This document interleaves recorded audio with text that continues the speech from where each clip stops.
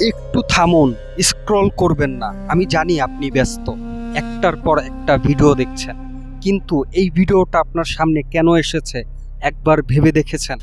হয়তো আল্লাহ নিজেই চান আপনি এটা দেখুন, কারণ এখানে একটা সত্য আছে, খুব গভীর, খুব আবেগের।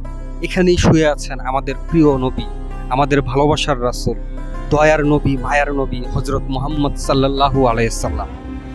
আপনি কি কখনো ভেবে দেখেছেন তিনি আমাদের কখনো দেখেননি, তবুও আমাদের জন্য কেঁদেছেন? তিনি বলেছেন, আমার উম্মত, আমার উম্মত। আমরা কি কখনো তার জন্য কেঁদেছি?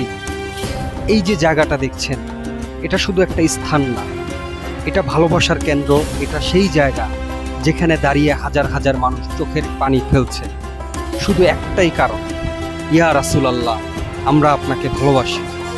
আপনি যদি আজ এখানে থাকতেন, প্রথমে কি বলতেন? আসসালামু আলাইকা ইয়া রাসূলুল্লাহ। ভাবুন তো, আপনার সালাম তার কাছে পৌঁছে যাচ্ছে।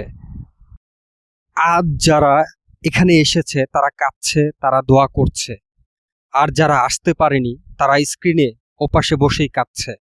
হয়তো আপনি তাদের একজন। আজ একটা দোয়া করি, ইয়া আল্লাহ, আমাদের সবাইকে আপনার প্রিয় নবীর রওজায় হাজির হওয়ার তৌফিক দিন। আমিন।